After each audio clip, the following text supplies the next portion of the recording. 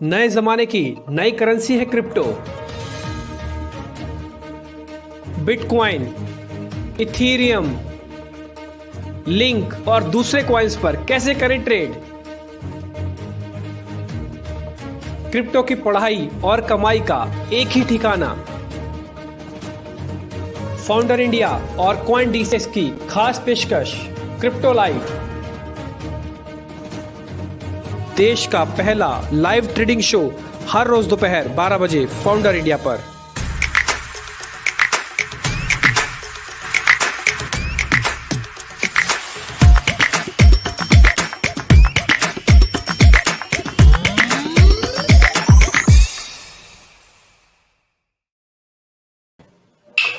तो coin DC से साथ मिलकर हम ये क्रिप्टो करेंसी का एक खास शो लेके आपकी स्क्रीन पर आते हैं। और इस बीच में आपको जरा स्क्रीन दिखा देता हूँ। उसके बाद हमारे साथ आज राम जुड़ जाएंगे, उनसे हम करेंगे बातचीत। लेकिन ठीक उससे पहले अब हम जरा बिटकॉइन के आज के ट्रेड पर आते हैं। 28 लाख यानी कि 1% तक की तेजी है, इसी रेंज में चल रहा है। एक्चुअली बिटकॉइन इस रेंज को ब्रेकआउट नहीं हो रहा। ये अनडिसाइसिव कैंडल्स आपको अपनी स्क्रीन पर देख ही रहे होंगे। हमने 2 दिन से इसको लगा रखा है। आज थोड़ा और एक्सटेंशन इसका कर सकते हैं। मैं इसको फुल स्क्रीन करके आपको दिखा देता हूँ, आपको ये साफ साफ दिख रहा होगा।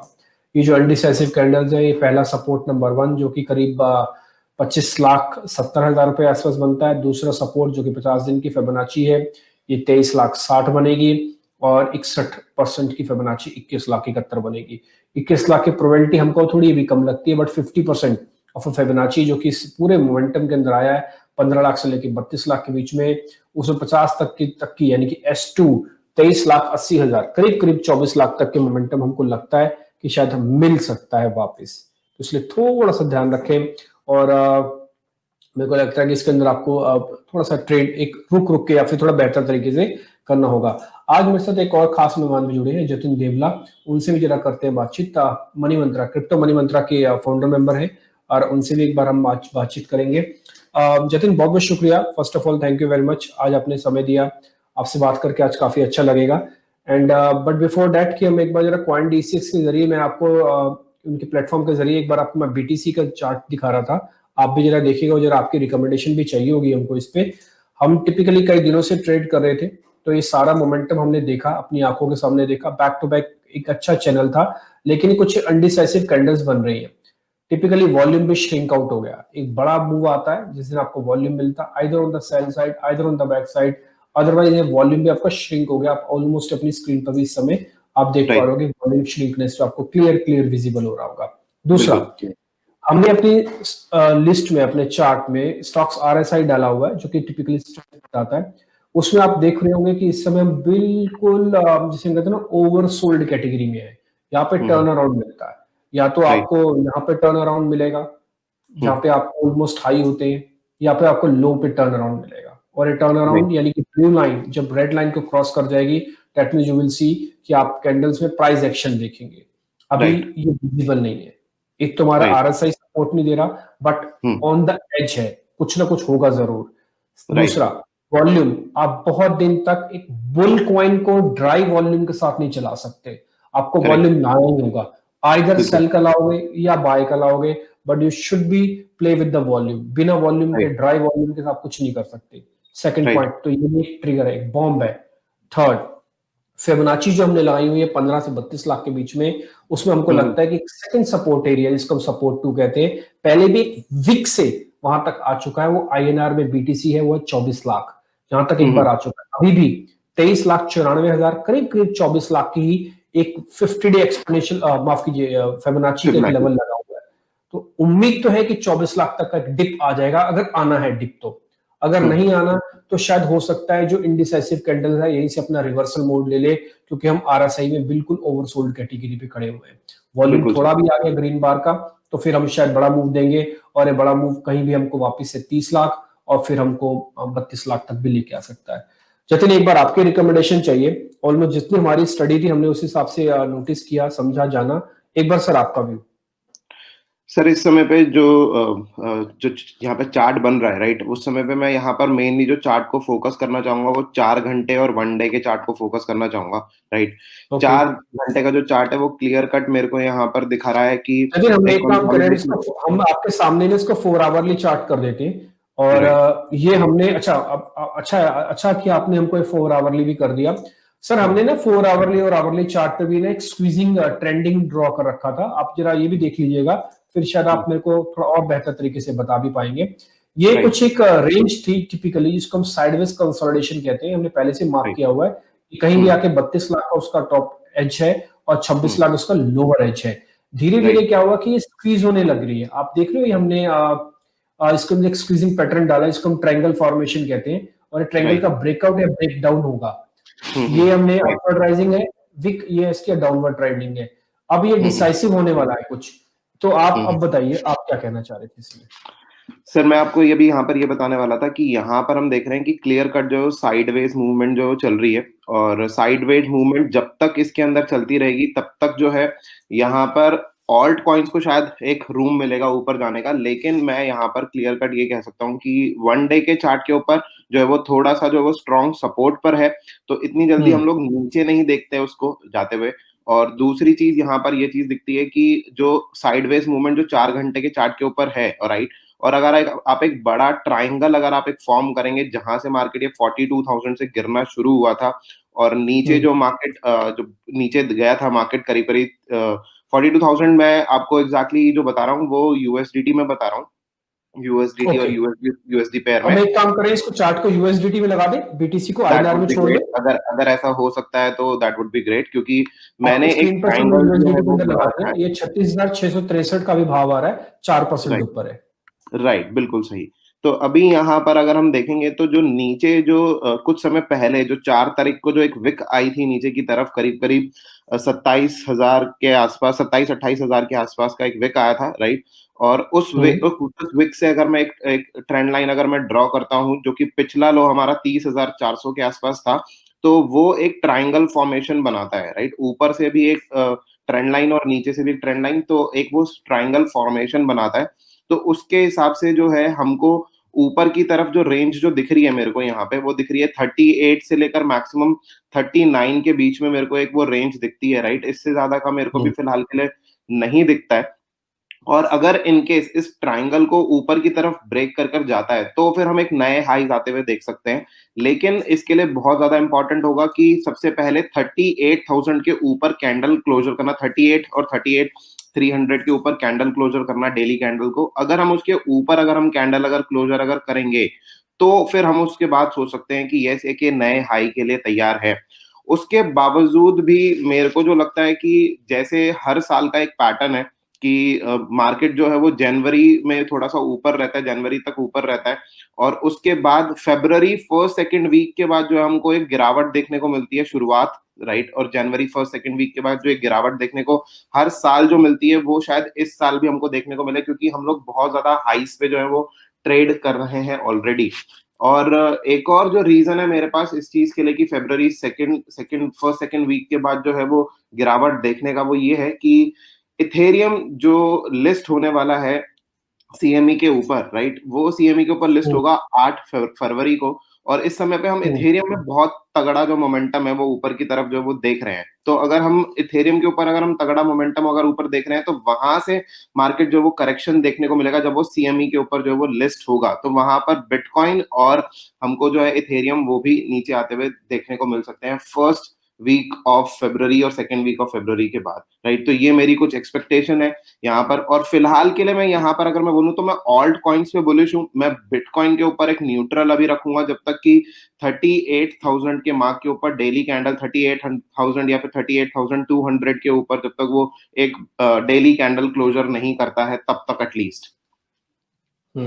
ठीक है, डन। मैं आपकी बात से बिल्कुल सहमत हूँ, क्योंकि 23% हमने सर एक काम किया जतिन, अगर आप अपने चार्ट पे भी देख रहे होंगे, तो हमने क्या किया कि इसी ट्रायंगल जो आप बता रहे थे वो तो ड्रॉ किया, साथ साथ फिबोनाची भी ड्रॉ कर दिया, और इसके साथ साथ हमने आरएसआई भी ड्रॉ किया हुआ। तो हमको दो चीज इंपॉर्टेंट पता लगी, इसी रेंज का, इसी टोटल डेप्थ का हमको कहां कहां से ब्रेकआउट है। जैसे आपने हमसे कहा कि करीब ये विक जो है, जो आप ये हमने ट्रायंगल जो भी मार्क किया हुआ है, ये ठीक 38,300 वाली रेंज है, जिसको आप कह रहे हैं कि ब्रेकआउट हमको मिलना चाहिए।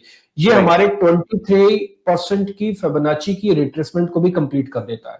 उसके बाद ये पुल बैक हो जाएगा, तो ये बुलिश ट्रेंड में आ जाएगा, फिर से फट जाएगा। हम कहते हैं ना कि एक नया मूवमेंट आ जाएगा, कोई बड़ी बात नहीं है। कि आप 40,000 तक वापस पहुंच जाए बीटीसी के अंदर, बट इसका कंफर्मेशन चाहिए 38,300 पे। सेकंड, लोअर एंड पे अगर हम ब्रेक करते हैं तो करीब 35,000 का हमको यूएसडीटी में ब्रेकआउट चाहिए, ब्रेकडाउन चाहिए 35,400, और उसका मैं जो कंफर्मेशन मानूंगा वो काफी हद तक मैं अपने 50 डे एक्सपोनेंशियल मूविंग एवरेज को मान रहा हूँ, जो करीब करीब वहीं आके रुक रहा है, मतलब वही 34,000 35,000 की रेंज में आके मिल रहा है। तो हम ये ठीक सोच रहे हैं कि ये जी, बिल्कुल। 35,000 एक डाउन है और 38,300 ब्रेक आउट है। फिलहाल इसके बीच में, फिलहाल जब तक नैरो रेंज है, नेवर ट्रेड, आप सिर्फ वॉच करो, सिर्फ देखो। राइट, बिल्कुल सही आपने कहा यहाँ पर कि जो जब तक मार्केट जो है वो 34-35 से लेकर 38-39 के बीच में है मार्केट, राइट, तो उसको वॉच करना चाहिए।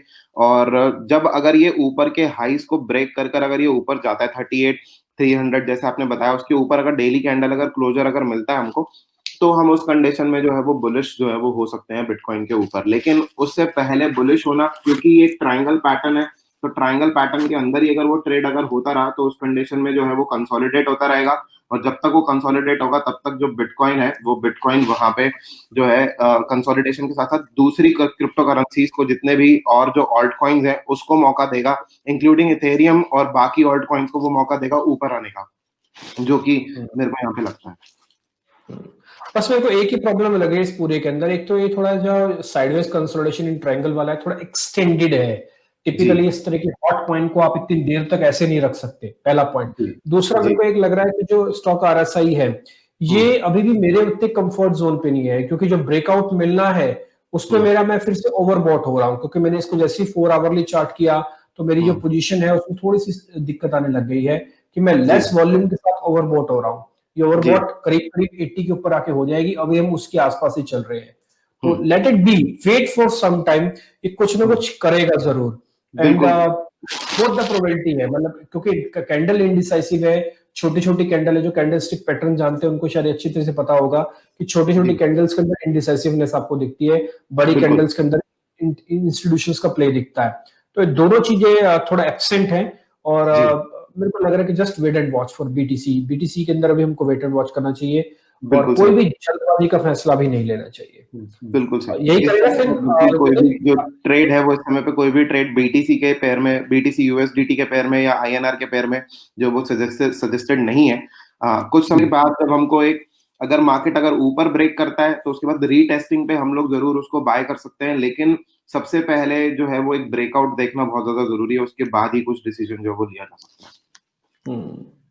अच्छा, एक चीज मेरे को आपसे और पता करनी है, क्योंकि आप बार बार कह रहे हैं कि थोड़ा ऑल्ट कॉइन्स पे ध्यान रखो, तो किस ऑल्ट कॉइन पे हमको ज्यादा ध्यान रखना है, एक बार जरा आप वो बताएंगे मेरे को, किसी का नाम।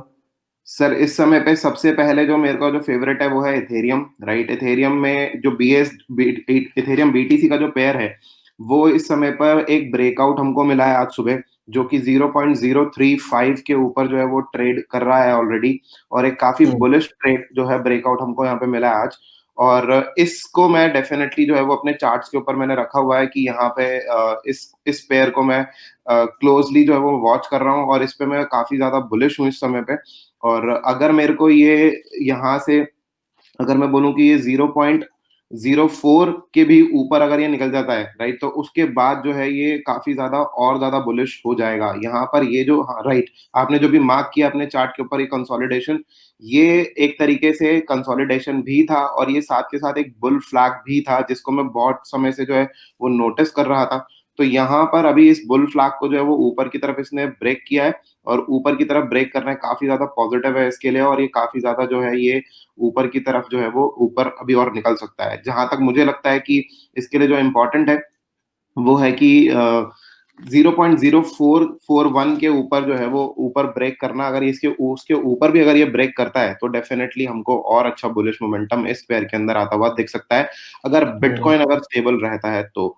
और जैसे कि मैंने आपको कुछ समय पहले बताया था कि इथेरियम बहुत जल्दी जो है वो लिस्ट होने वाला है सीएमई के ऊपर, तो सीएमई पे लिस्ट होने के बाद मैं इसकी गिरावट जो है वो एक्सपेक्ट करूंगा, लेकिन उससे पहले क्योंकि एक पॉजिटिव न्यूज है सीएमई पे लिस्ट होना, तो वो मैं एक जो तब तक जो है वो मार्केट के अंदर जो है वो ऊपर की राइड लेना पसंद करूंगा, और उसके बाद जो है मैं एक नीचे आने के लिए वहां से देखता हूँ, जैसे कि बिटकॉइन के साथ हुआ था 2017 में।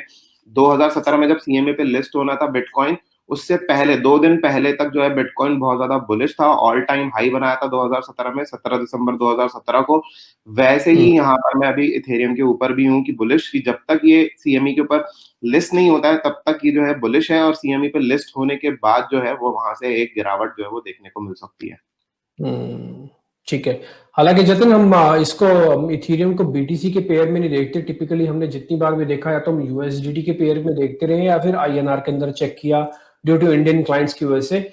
बट ठीक जी है, आज हम बीटीसी के पेयर में भी इसको देख पा रहे हैं। मैं दो जी चीजें आपसे इसी बीटीसी के पेयर के बारे में भी पता करना चाहता हूँ, क्योंकि आपने जब इसके बारे में चर्चा छेड़ी दी और आप बता भी रहे हैं चार्ट पे आप बुलिश भी है और ब्रेकआउट भी है।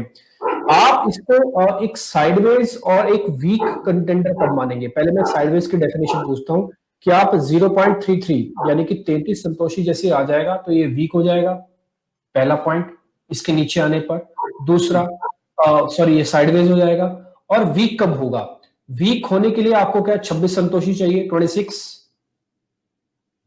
सर मेरे हिसाब से जो ऑलरेडी जो इसका लो था वो ऑलरेडी वो टच कर कर ऊपर आ चुका है। जो 0.022 का जो लेवल था जो बीटीसी पेयर में, वो उसको ऑलरेडी टच कर कर ऊपर आया था, और उसके बाद उसने जो ये बेसिकली जो आपने कंसोलिडेशन मार्क करी थी, ये एक बुल फ्लैग था, राइट। और बुल फ्लैग होना जो है मार्केट में इस एक बुलिश मोमेंटम की तरफ है, और ऑलरेडी ब्रेकआउट ऊपर जब दे रहा है तो मैं उसको यहाँ पर मैं इसको वीकनेस तो मैं इसके अंदर टोटली सोच भी नहीं रहा फिलहाल के लिए कि मैं इसके अंदर वीकनेस के अंदर मैं सोचूं भी, क्योंकि ऑलरेडी जो 4 घंटे का जो कैंडल है वो इतना ज्यादा बुलिश क्लोजर दिया है, तो उसके बाद वीकनेस सोचना तो थोड़ा मेरे को मैं सोच नहीं पा रहा इसके ऊपर कि वीकनेस में इसके ऊपर कैसे सोचूं एक्चुअली, क्योंकि ये मेरे को क्लियर कट नहीं, बुलिश है। एक्चुअली वीकनेस नहीं बता, मैं ना जतिन वीकनेस नहीं सोच रहा था, मैं सोच रहा था इसके अंदर एंट्री कहाँ पे लूं, क्योंकि मेरे को इसके ब्रेकआउट के ऊपर एंट्री लेने में ना मेरा रिस्क रिवॉर्ड जम नहीं रहा है। मेरे को ऐसा जी लग रहा है मैं थोड़ा सा लेट हो गया हूँ, मेरे को थोड़ा सा पहले आ जाना चाहिए था। ये ना जी मेरी जो लेफ्ट आउट वाली फीलिंग है ना, ये जी मेरे को उसके अंदर भी एंटर नहीं करने दी, बिकॉज मेरा रिस्क रिवॉर्ड जस्टिफाई नहीं हो रहा। सर क्योंकि अगर मेरे मैं आज हिसाब से ले रहा जब हूं तो ये मैं अपनी क्या है कि मैं इस जो फ्लैग का ब्रेकआउट है इसके हाँ जी टोटल विड्थ को भी देखूंगा ना मैं, तो जी करीब मेरे को मिलने वाले हैं करीब 4 संतोषी या 5 संतोषी। तो ऑलरेडी जी मैं 3 तो दबा ही चुका हूँ, 33 से 36 तक तो आ ही चुका हूँ मैं। तो जी मेरे जी को ऐसा लग रहा है कि यस, मेरा रिस्क रिवॉर्ड जस्टिफाई नहीं हो रहा, इसलिए मैं तो पूछ इस रहा था कि डिप में कंडीशन कहाँ में एंट्री मारूं अगर आना भी है तो। इस कंडीशन में जो आपने एक रेजिस्टेंस लाइन जो आपने ड्रॉ की है, राइट, जो रेड कलर हम्म से आपने ड्रॉ करी है रेजिस्टेंस लाइन, अगर ये उस लाइन के आसपास और जो आपने जोन जो ड्रॉ किया है, राइट, उस जोन के बीच में और उस लाइन के आसपास अगर दिख जाए, तो मेरे हिसाब से जो है वो एक लॉन्ग पोजीशन जो है वहां से ले लेनी चाहिए with this stop loss of जो आपने जो नीचे जो जोन जो आपने बनाया है, राइट, जहां पे जोन का यस, बॉटम है, राइट, वो आपको स्टॉप लॉस लेके वहां से जो है वो लॉन्ग राइड करना चाहिए मेरे हिसाब से। ठीक है, डन। तुम्हारे 26 संतोषिस का एक स्टॉप लॉस हो जाएगा। हमारी जी एंट्री का जो लेवल्स होगा either on the this trend line support area होगा, एक्चुअली ब्रेकआउट हुई हुई सपोर्ट है, थोड़ा ऊपर गया राइट हुआ है, बट अगर किसी राइट वजह से नीचे आ जाता है ये, तो आपको 33 पे एक बार री एंट्री के लिए बिड डाल देनी चाहिए, पहला पॉइंट। करेक्ट नहीं तो आप राइट एक काम करो, आप अगर 2-3 किश्तों में इसको लेना चाहते हो, फर्स्ट बिड डालो बिल्कुल राइट 33 पे, सेकंड बिड डालो इसके अंदर 32 पे, थर्ड बिड डालो इसकी 29 पे, और सबका स्टॉप लॉस दे दो आप करीब 26 का। जतिन, चल जाएगा ऐसे? 26 बिल्कुल सबका सर, यहाँ कंप्लीट पे स्टॉप लॉस दे यहाँ देते पे हैं, मैं इस पूरी रेंज मैं का 3 ऑलरेडी किश्तों में पैसा डाल देंगे। राइट, मैं कहना शुरू, बल्कि मैं इनफैक्ट ये कहना चाहूंगा कि यहाँ से जो प्राइस जो ऊपर मूवमेंट है वो करीब करीब 10% से भी कम का भी मूवमेंट है, राइट। तो यहीं से ही छोटा छोटा अगर हम बाय करना शुरू करेंगे पार्ट्स के अंदर, तो that would be actually great मेरे हिसाब से, क्योंकि एंट्री मतलब जो जो कैंडल क्लोजर है वो ऑलरेडी बुलिश है। तो आपने नीचे भी अगर आप नोटिस करेंगे तो जो जिस तरीके की बुलिश कैंडल्स एक के बाद एक के बाद एक आते चली गई थी, वैसे यहाँ पर भी हो सकता है बिल्कुल, राइट। और नीचे के लेवल्स आना मतलब मुझे थोड़ा सा मुश्किल लग रहा है अगर मैं सही बोलूँ तो। ठीक है, इनफैक्ट हाँ, हालांकि हाँ, लग तो मेरे को भी मुश्किल रहा है, बट मैं तो फिर भी क्योंकि एंट्री के लेवल के पॉइंट ऑफ व्यू से था कि मेरे को ठीक है, मेरे को प्राइस के साथ ज्यादा फाइट नहीं करनी है, आई जस्ट जी वेट विद माई प्राइस, मिलेगा मिलेगा, नहीं मिलेगा तो कोई बात नहीं, मैं इसको छोड़ दूंगा, एक बार मैं करेक्ट इसको देखूंगा।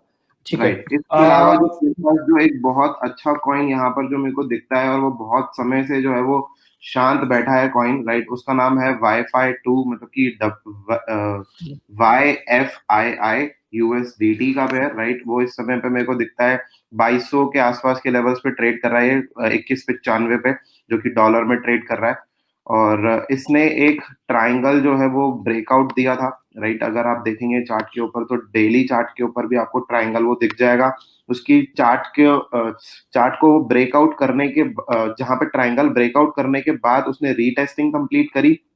रीटेस्टिंग कंप्लीट करने के बाद उसने एक जो है हायर हाई बनाया है कल, जो कि राउंड अबाउट 2450 2460 के आसपास बनाया है। और उसके बाद अभी जो है वो उसी बाइंग जोन में दिख रहा है, जहां पर कि 2200 के लेवल्स के आसपास दिख रहा है। तो मेरे को लगता है कि अगर ये 2200 से लेकर अगर हम 1950 के बीच में अगर हम इसको पार्ट्स में अगर हम बाय करेंगे तो काफी ज्यादा अच्छा रहेगा, और ये एक बुलिश मोमेंटम जो है वो हमको दिखा सकता है। 2200 से लेकर 1950 के बीच में थोड़ी सी बड़ी बाइंग रेंज है, लेकिन वो जो बाइंग रेंज है वो एकदम जस्टिफाइड है इस कॉइन के हिसाब से, क्योंकि ये कॉइन काफी ज्यादा वॉलेटाइल है।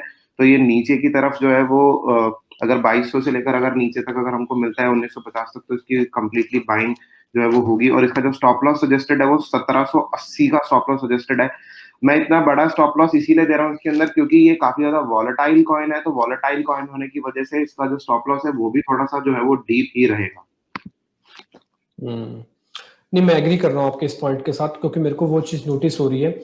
एक थोड़ा पैराबोलिक भी इसके अंदर बना है एक्चुअली, ये it's U shape recovery kind of a thing है। और टिपिकली जब भी कोई चार्ट भले शॉर्ट टर्म में भी आपको यू शेप रिकवरी दिखाए, हमने इस चार्ट को एक काम किया है जो वाईफाई वाला है, इसको हम 4 आवरली देख रहे हैं। अगर जैसे आप इसको डेली में कन्वर्ट कर देंगे, ये आपको साफ साफ विजिबल हो जाएगा। जो चीज जतिन आपको कह रहे हैं कि इस तरह का एक बड़ा अच्छा क्लियर ब्रेकआउट इसको आपको साफ साफ दिख रहा है। और टिल हमको यहाँ तक यानी कि इस रेंज तक आके 1940 1935 तक की ये यूएसडीटी की पेयर में ही है, तो आप इसको एक बार देख सकते हैं। मेरे को लग रहा है कि ये इट्स अ गुड कॉल कि यहाँ पे एक बार किसी भी डिप में आप पोजीशन ले सकते हैं। मैं डेली से वापस से इसको मैं जरा 4 आवरली कर देता हूँ ताकि इसको हम और क्लियरली वॉच कर पाए सारे एंगल से, यानी कि आवरली, 4 आवरली, डेली। ये आप देख पा रहे हैं 4 आवरली पे आपको क्लियरली इसकी विड्थ भी दिख रही होगी कि कहाँ से टूटा, कहाँ पे आके सपोर्ट लिया। ये टोटल करीब 1600 से लेके 2100-2200 तक का है। अगर ब्रेकआउट कंफर्मेशन हो गया, जिसको हमने ब्रेकआउट ऑलमोस्ट जज कर ही लिया कि इट्स ब्रेकआउट है, बट डिप में आप में ले 1935 1930 तक की रेंज के अंदर, तो टोटल वीक का जो टोटल ब्रेड्थ है इसका बेनिफिट आपको मिल सकता है। ये जो टोटल ब्रेड्थ है वो करीब करीब है 500 यूएसडीटी की। तो अगर मैं इसको यहां से भी कैलकुलेट करता हूँ, यहाँ से ब्रेकआउट आए 2100 से, तो कम से कम 2600 तक जा सकता है। Jatin, I am correct? ये 2600 तक पुल बैक दे सकता है। बिल्कुल सही। इसका जो यहाँ पर एक रेजिस्टेंस भी बनता है, अगर आप ऊपर के लेवल्स पे अगर आप वीकली चार्ट पे अगर आप देखेंगे तो वहां पर एक रेजिस्टेंस जो है वो 2600 से लेकर 2750 के बीच में एक रेजिस्टेंस भी बनता है। तो वहां तक के लेवल्स जो है वो इजीली इसके लिए लेके चल सकते हैं। और अगर इसने बाय चांस 2850 के लेवल्स को भी अगर इसने ब्रेकआउट कर दिया, जो कि थोड़ा सा ऊपर की रेंज है अभी फिलहाल के लिए, उसके लिए कहना थोड़ा सा मुश्किल है, लेकिन जिस तरीके का मोमेंटम ये दे रहा है और जो आपने एक ब्रेकआउट आपने दिया है, वो ही उस ब्रेकआउट के अलावा एक और ट्राइंगल ब्रेकआउट इसके अंदर है, जो कि मैं अभी अपनी स्क्रीन तो डेफिनेटली शायद यहाँ पे शो नहीं कर पाऊंगा, लेकिन आपको एक ट्राइंगल ब्रेकआउट जो है वो भी थोड़ी देर में बताता हूँ। अभी यहाँ पे कौन सा वाला ट्राइंगल की ब्रेकआउट की बात कर रहा हूँ, लेकिन सबसे पहले एक इंपॉर्टेंट बात कंप्लीट कर लेते हैं कि यहाँ पर ऊपर की तरफ अगर ये 2600 से लेकर जो 2800 की जो रेंज है वो काफी ज्यादा इसके लिए रेजिस्टेंस वाली जोन है। और अगर ये ब्रेकआउट अगर करता है तो उस कंडीशन में जो है हमको और ऊपर के लेवल्स भी जो है वो आते हुए दिख सकते हैं। और इसके लिए जो बहुत ज्यादा इंपॉर्टेंट है वो ये है कि जितने भी डीफाई प्रोजेक्ट है, जो हम डिसेंट्रलाइज फाइनेंस प्रोजेक्ट्स की हम जो बात करते हैं, वहां पर सारे के सारे डीफाई प्रोजेक्ट्स जो है वो ऊपर की तरफ जा चुके हैं ऑलरेडी। और ये एक ऐसा कॉइन है जो कि लेफ्ट ओवर है, जिसको कोई भी जो है वो नोटिस शायद नहीं कर रहा है। तो यहाँ पर इस कॉइन के लिए इतना नीचे होना मेरे हिसाब से जस्टिफाइबल नहीं है, क्योंकि सारा डीफाई प्रोजेक्ट जो सारा का सारा डीफाई जो कॉइन है वो ऑलरेडी ऊपर की तरफ जा चुके हैं। और ये एक ऐसा कॉइन है जो कि अभी काफी ज्यादा नीचे की तरफ अवेलेबल है। ठीक है, एक बार ये हो गया इस पे क्लियर। और हमको लग रहा है वाईफाई भी एक अच्छा कॉइन है। इथेरियम की हमने बात की जो कि बीटीसी के पेयर में थी, बीटीसी की हमने बातचीत की। तो आज हमने करीब करीब 3 कॉइन्स के बारे में इसमें चर्चा अच्छे से की है। एक दो कॉइन मैं आपसे जरा पता करना चाहता हूँ। एक जतिन, आप एक कॉइन देखते हैं मैटिक, अगर आपके पास मैटिक आता होगा तो एक बार जरा ये देखिएगा। मैटिक यूएसडीटी पेयर के अंदर, right? Yes, Matic USDT pair के अंदर है। तो अभी ये चल रहा है करीब 34 संतोषी का, और इस पे क्या करें, 34 सेंट का इनफेक्ट। तो इस पे क्या करें, आपको इस पे व्यू देखते हैं। मैटिक अभी इस समय पर अपने हाईस के आसपास ट्रेड कर रहा है, राइट। और यहाँ पे 1 मिनट का मैं आपसे समय लेना चाहूंगा।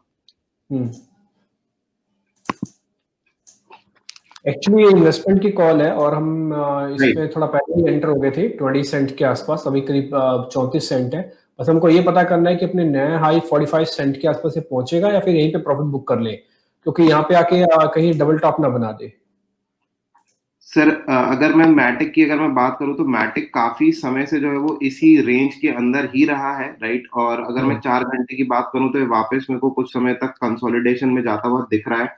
और इसके लिए जो थोड़ा सा जो जरूरी है वो है कि ये 0.04 के जो लेवल्स हैं, राइट, उसके ऊपर जो है वो कम से कम 4 घंटे की कैंडल को क्लोजर दे।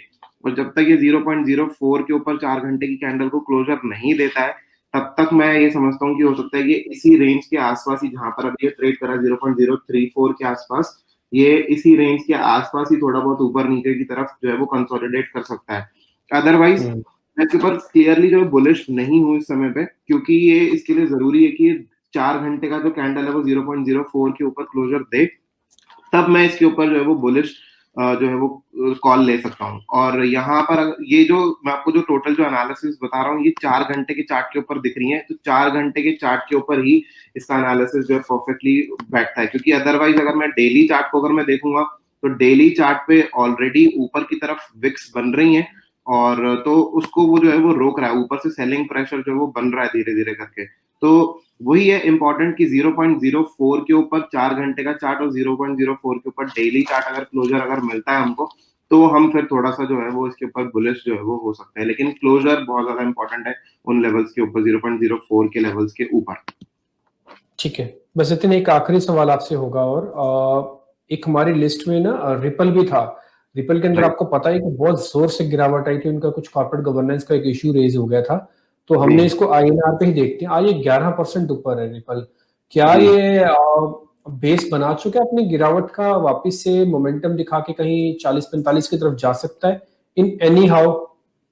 सर, इसको मैं बहुत टाइम से मैंने अपने रडार पे रिपल को रखा हुआ है। और रिपल ने अभी अभी जो कुछ समय पहले 0.0325 के जो लेवल्स है, जो कि मेरे always all time favourite levels रहे हैं रिपल के लिए, वो लेवल को टच कर कर इसने जो है वो थोड़ा सा बाउंस मतलब नीचे की तरफ वो आया है। थोड़ी सी करेक्शन वहां पर मिल रही है, 4 घंटे के चार्ट के ऊपर क्लियरली क्लियरली विजिबल है वो।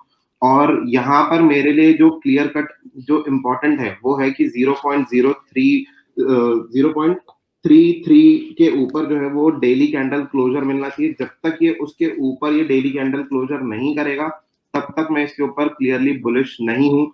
और आने वाले वक्त के अंदर हो सकता है कि ये दे भी दे क्लोजर इसके ऊपर 0.033 के ऊपर। जब डेली कैंडल ये इसके ऊपर क्लोजर देगा, तो मैं इसके ऊपर बुलिश हो सकता हूँ। जब तक ये वहां पर नहीं जाता है, तब तक मैं इसके ऊपर कोई भी ट्रेड जो है वो लेना पसंद नहीं करूंगा, क्योंकि ये कॉइन जो है ये हमें अभी फिलहाल के लिए सुर्खियों में ही है। इसके ऊपर न्यूज जो है वो बनी हुई है रेगुलर। और फिलहाल के लिए अगर ये ऊपर नहीं गया और उसके बाद अगर ये यहीं पर ही रहता है, जो कि काफी दिनों से ये इसी रेंज के अंदर है 0.0325, फिर वापस नीचे आता है, वापस नीचे आके करीब करीब 27-28 की रेंज में वो आता है नीचे की तरफ। तो अगर ये इसी रेंज में ही रहेगा, तो ये हो सकता है कि जब हम गिरावट एक्सपेक्ट करें आने वाले समय के अंदर, तो ये हमको और भी नीचे मिले। लेकिन अगर ये 0.033 के ऊपर डेली कैंडल क्लोजर देता है, तो फिर उसके बाद जो है इसके ऊपर बुलिश हुआ जा सकता है। क्योंकि जब तक ठीक ये है। उसके ऊपर डेली कैंडल क्लोजर नहीं करेगा, ये एक जो अपना जो कंसोलिडेशन जो जोन है काफी समय से जो बना रखा है इसने, उसको ब्रेकआउट नहीं करता है। ठीक है। अच्छा, बस जतिन एक आखिरी सवाल। हमारे एक व्यूअर है किटी मल्होत्रा, वो कह रहे हैं कि उनका 90,000 रुपए का INR का एक इथीरियम पड़ा हुआ है। आज जी इसकी वैल्यू 1 लाख से ऊपर है। तो ये क्या जी। होल्ड करें, अपने रेट का एक स्टॉप लॉस लगा दें 90,000 का, और नए लेवल्स क्या देख सकते हैं? इनको बेचना चाहिए, होल्ड करना चाहिए? स्टॉप लॉस तो मेरे को लग रहा है अपनी खरीद रेट का ही लगा देना चाहिए। आपका व्यू पॉइंट सर इस पे?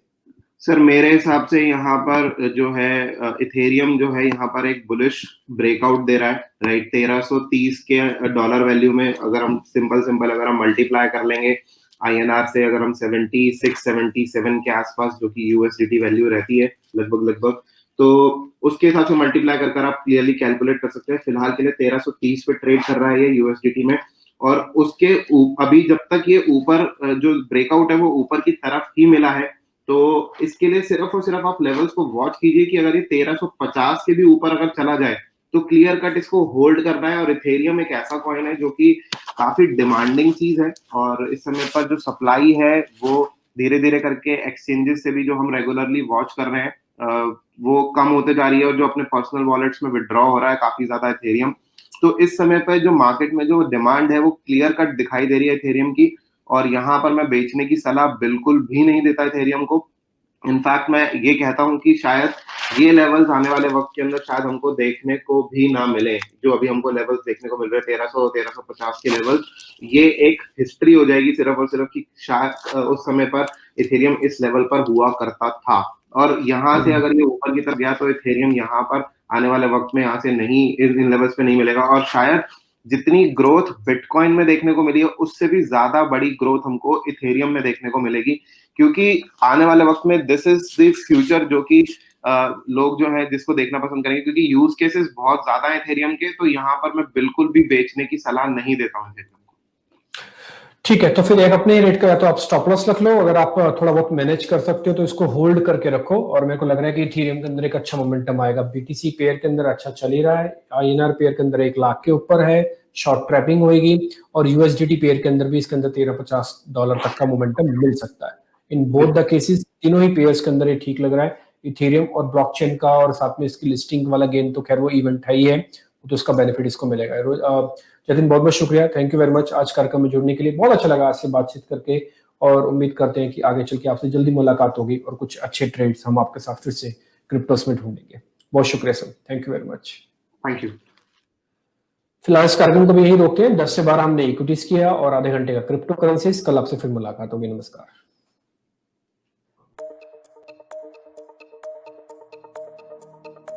नए जमाने की नई करेंसी है क्रिप्टो। बिटकॉइन, इथेरियम, लिंक और दूसरे कॉइन्स पर कैसे करें ट्रेड। क्रिप्टो की पढ़ाई और कमाई का एक ही ठिकाना, फाउंडर इंडिया और CoinDCX की खास पेशकश क्रिप्टो लाइव, देश का पहला लाइव ट्रेडिंग शो हर रोज दोपहर 12 बजे फाउंडर इंडिया पर।